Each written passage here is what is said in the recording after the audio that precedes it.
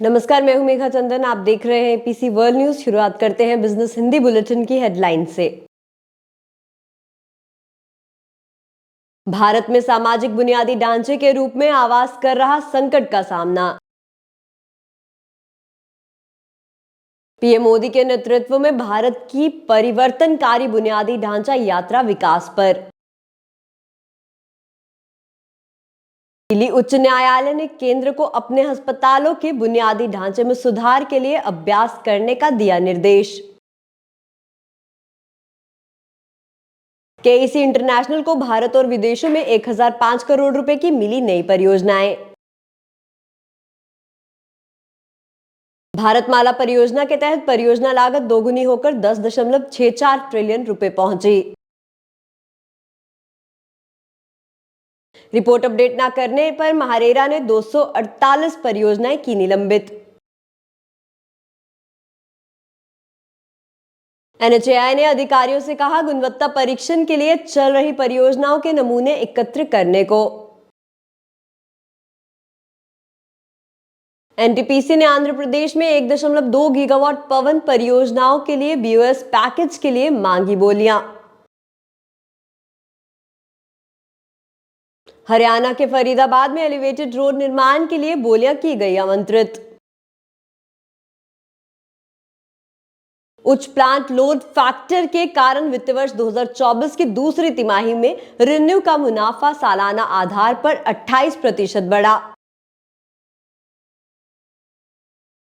LNG infra की संभावना तलाशने के लिए कॉनकोर ने इंद्रप्रस्थ गैस से किया गठजोड़। घरेलू हवाई यात्रा यातायात 19 नवंबर को पहुंची रिकॉर्ड ऊंचाई पर। अगले 2 राउंड के बाद एनएचएआई टीओटी पर कर सकता है दोबारा विचार। अरुणाचल सरकार राज्य में गुणवत्तापूर्ण बुनियादी ढांचा उपलब्ध कराने के लिए प्रतिबद्ध, कहा अरुणाचल प्रदेश के सीएम पेमा खांडू ने। अब खबरें विस्तार से। अधिकांश देशों की तरह भारत भी असत आवास संकट का सामना कर रहा है। दुनिया के सबसे अधिक आबादी वाले देश के रूप में शहरी आबादी 2014 में 410 मिलियन से बढ़कर 2050 तक 814 मिलियन होने की उम्मीद है। ये एक गंभीर चिंता का विषय बन चुका है। भारतीय निर्मित परिदृश्य व्यापक बाजार संचालित दृष्टिकोण और सामाजिक रूप से प्रासंगिक आवास की आवश्यकता के रूप में और अधिक जटिलताएं लाता है। भविष्य को देखते हुए भारत अगले 10 लाख शहरी लोगों को आवास देने के लिए अपनी बढ़ती आबादी की जरूरतों को कैसे पूरा करेगा, ये एक बड़ा सवाल है। भारत में शहरी विकास के संदर्भ में आवास की पेचीदगियां सरकार, निजी अभिनेताओं और भारत में वास्तुकला और शहरी डिजाइन समुदाय को ध्यान देने की मांग करती है। आर्किटेक्ट और चेन्नई स्थित स्टूडियो आर्किटेक्चर के संस्थापक बीयू कियोस्कोस ने भारत में आवास संकट के 3 पहलुओं की पहचान की है: पहुंच, फंडिंग और नागरिकता पहल। वैश्विक स्तर पर देखे जाने वाला संकट है, जहां नागरिक आर्थिक संसाधनों की कमी के कारण गुणवत्तापूर्ण आवास तक पहुंचने में असमर्थ है। इसके अलावा भारत में सरकारी परियोजनाएं अक्सर शहरों में गुणवत्तापूर्ण आवास परियोजनाओं की वित्त पोषित करने के लिए संघर्ष करती रहती है। प्रधानमंत्री नरेंद्र मोदी के नेतृत्व में भारत ने स्थिरता और गैर निरपेक्षता के सिद्धांतों को अपनाते हुए बुनियादी ढांचे के विकास में एक परिवर्तनकारी यात्रा शुरू की है। ये दृष्टिकोण बुनियादी ढांचे में नवाचार और अनुकूलन के समृद्ध इतिहास से प्रेरणा लेते हुए देश के सांस्कृतिक, आर्थिक और सामाजिक ताने बाने को नया आकार देने के लिए प्रतिबद्धता को दर्शाता है। वहीं प्राचीन सिंधु सरस्वती सभ्यता के साक्ष्य से हड़प्पा और काकुतरामा जैसे शहरों में उन्नत शहरी नियोजन का पता चलता है, जो संगठित शहरी जीवन के प्रति प्रारंभिक प्रतिबद्धताओं को दर्शाता है। महाभारत के किरत, काम्बोज, गांधार और यवन राष्ट्रों को जोड़ने वाले उत्तर पथ पर उल्लेख करता है। दिल्ली उच्च न्यायालय ने केंद्र सरकार को राष्ट्र राजधानी में उसके द्वारा नियंत्रित और चलाए जा रहे अस्पतालों के बुनियादी ढांचे में सुधार के लिए प्रयास करने का निर्देश दे दिया है। कार्यवाहक मुख्य न्यायाधीश मनमोहन और न्यायमूर्ति मिनी पुष्करना की खंडपीठ ने दिल्ली सरकार को एक कार्रवाई रिपोर्ट दाखिल करने के भी निर्देश दिए हैं, जिसमें बताया जाए कि क्या विशेषज्ञ समिति की सिफारिशें जो सरकारी अस्पतालों के भीतर परिचालन मानकों और उपचार पद्धतियों को बढ़ाने के लिए गठित की गई थी, लागू की जा रही हैं या नहीं। वहीं इसमें आगे कहा गया कि सुधार की संभावना हमेशा बनी रहती है और इसमें सुधार करें और उन्हें बताया जाए कि उनकी स्थिति अच्छी है, वे इस मामले में बंद कर देंगे। पीठ ने मौखिक रूप से टिप्पणी की, अदालत सार्वजनिक अस्पतालों में चिकित्सा विशेषज्ञों की सुरक्षा, उनके साथ होने वाली हिंसा और अस्पतालों में स्वस्थ देखभाल प्रदान करने के लिए पर्याप्त विशेषज्ञों की कमी के मुद्दे से संबंधित 2017 में शुरू की गई एक स्वत संज्ञान जनहित याचिका पर सुनवाई कर रही थी। इंजीनियरिंग फर्म केईसी इंटरनेशनल ने कहा कि उसे रेलवे और केबल समेत अपने विभिन्न व्यावसायिक क्षेत्रों में 1005 करोड़ रुपए की नई परियोजनाएं मिली हैं। वहीं आरपीजी ग्रुप कंपनी को घरेलू बाजार के साथ साथ मध्य पूर्व यूरोप, अफ्रीका और अमेरिकी में ट्रांसमिशन, वितरण और केबलिंग के लिए परियोजनाएं भी हासिल हुई हैं। कंपनी ने एक नियामक फाइलिंग में कहा कि रेलवे क्षेत्र में उसने भारत में पारंपरिक खंड में 25 केवी ओवरहेड विद्युतीकरण और संबंधित कार्यों के लिए एक ऑर्डर सुरक्षित किया है, जिसके बाद कंपनी को घरेलू बाजार और विदेशों में विभिन्न प्रकार के केबलों की आपूर्ति के ऑर्डर मिले हैं। केईसी इंटरनेशनल लिमिटेड के एमडी और सीईओ विमल ने कहा कि हम विशेष रूप से रेलवे में ऑर्डर से उत्साहित हैं, जो पारंपरिक रेलवे सेगमेंट में हमारी ऑर्डर बुक को और मजबूत करता है। रेटिंग एजेंसी ICRA ने कहा कि इनपुट लागत में भारी वृद्धि और भूमि अधिग्रहण लागत में वृद्धि के कारण भारत माला परियोजना यानी कि BMP कार्यक्रम के तहत परियोजना लागत दोगुनी से अधिक बढ़कर 10.64 ट्रिलियन रुपए हो गई है। वहीं भारत माला परियोजना भारत में सबसे राजमार्ग बुनियादी ढांचा कार्यक्रम में जिसका लक्ष्य 5.35 ट्रिलियन रुपए के निवेश पर 34,800 किलोमीटर के राष्ट्रीय राजमार्ग गलियारों का विकास करना है। भारतमाला चरण 1 की संशोधित लागत के लिए कैबिनेट की मंजूरी लंबित होने के कारण हाल ही की तिमाहियों में परियोजना पुरस्कार गतिविधियों में गिरावट आई है, जो कि 7M फाइनेंशियल ईयर 2023 के दौरान 5007 किलोमीटर की तुलना में 7M फाइनेंशियल ईयर 2024 के दौरान 48% सालाना घटकर 2595 किलोमीटर हो गई है।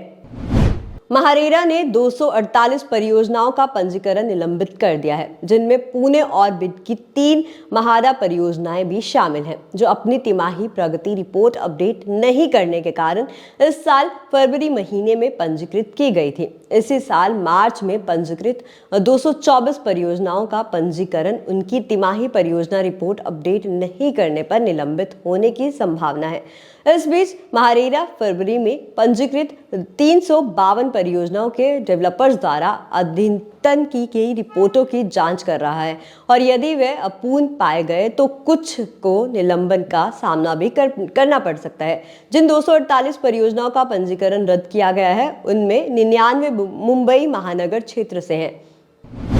राष्ट्रीय राजमार्ग यानी कि NH परियोजनाओं के निर्माण और रखरखाव में गुणवत्ता की समस्या का सामना करते हुए NHAI ने अपने सभी वरिष्ठ अधिकारियों को अपने क्षेत्र के दौरे के दौरान चल रहे प्रमुख कार्यों के नमूने एकत्रित करने और उन्हें एक प्रमुख सरकारी मान्यता प्राप्त प्रयोगशाला में परीक्षण कराने का निर्देश दिया।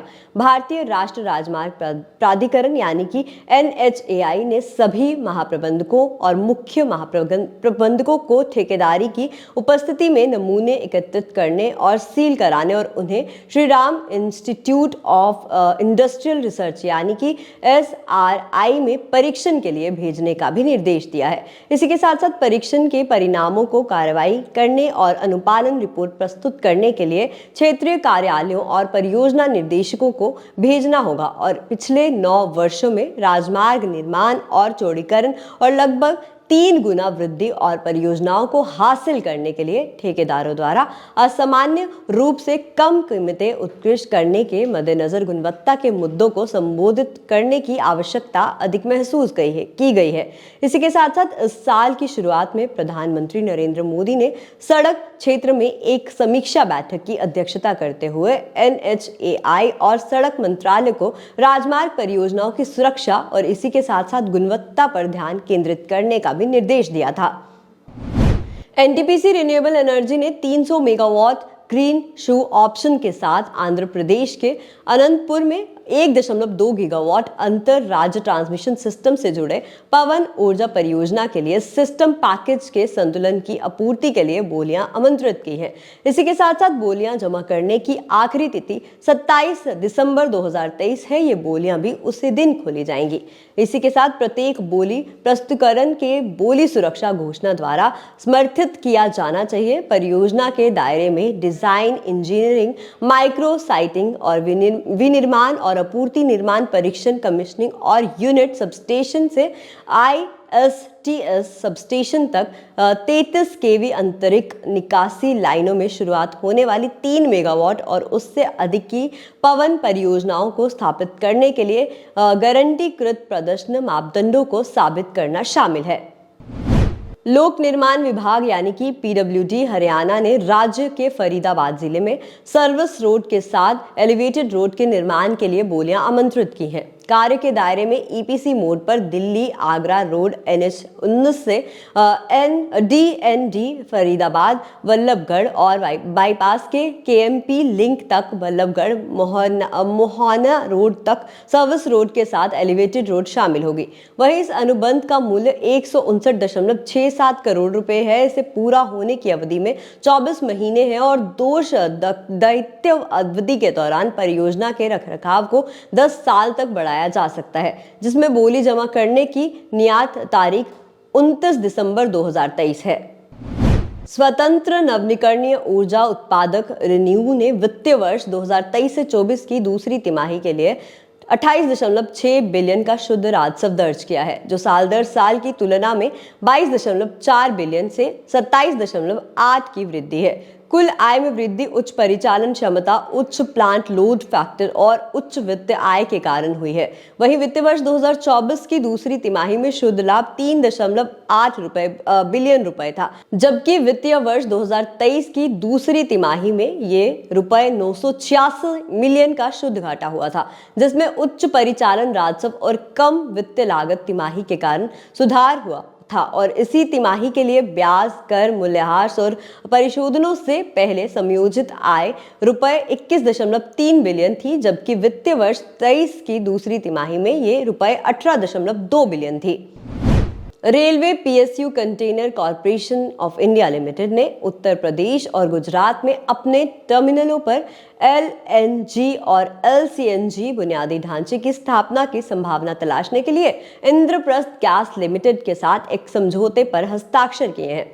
Container corporation of India limited यानी कि कॉनकॉर ने इस बयान में कहा है कि इस रणनीतिक साझेदारी का उद्देश्य डीजल के स्थान पर प्राकृतिक गैस का उपयोग करने वाले लॉजिस्टिक क्षेत्र में क्रांति लाना है। वहीं कॉनकोर और IGL ने कॉनकोर टर्मिनलों के परिसर में भीतर LNG और LCNG बुनियादी ढांचे की स्थापना की संभावना का पता लगाने के लिए एक समझौता ज्ञापन यानी कि MOU पर भी हस्ताक्षर किए हैं। प्रारंभ में LNG और LCNG दोनों सुविधाएं दादरी टर्मिनल पर स्थापित की जाएंगी। कॉनकोर और IGL भविष्य में गुजरात में दहेज जैसे समुद्री बंदरगाहों के पास LNG टर्मिनलों से भारत से वंचित स्थानों तक रेलवे रैक के माध्यम से LNG के परिवहन की संभावना तलाशने पर भी सहमत है। घरेलू हवाई यातायात रविवार को एक नई ऊंचाई पर पहुंच गया, क्योंकि ये एयरलाइंस 4,56,910 यात्रियों को ले गई, जो लगातार 2 दिनों की ऐतिहासिक संख्या है। इसी के साथ साथ आधिकारिक आंकड़ों के मुताबिक शनिवार को भी हवाई यातायात संख्या 4,56,700 48 यात्रियों की नई ऊंचाई पर पहुंच गई। वहीं नागरिक उड्डयन मंत्रालय ने कहा कि कोविड के बाद भारत के घरेलू विमान के कायापलट की कहानी न केवल जबरदस्त है बल्कि प्रेरणादायक भी है। इसी के साथ साथ सकारात्मक दृष्टिकोण, प्रगतिशील नीतियां और यात्रियों के बीच गहरा विश्वास इसे हर दिन हर उड़ान के साथ नई ऊंचाइयों पर ले जा रहा है। भारतीय राष्ट्रीय राजमार्ग प्राधिकरण यानी कि NHAI 13वें और 14वें बंडल के आवंटन के बाद टोल ऑपरेट ट्रांसफर यानी कि TOT परियोजनाओं का एक नया दौर लाने से ब्रेक ले सकता है। वहीं TOT के 13वें और 14वें दौर की बोलियां मूल्यांकन के अधीन है।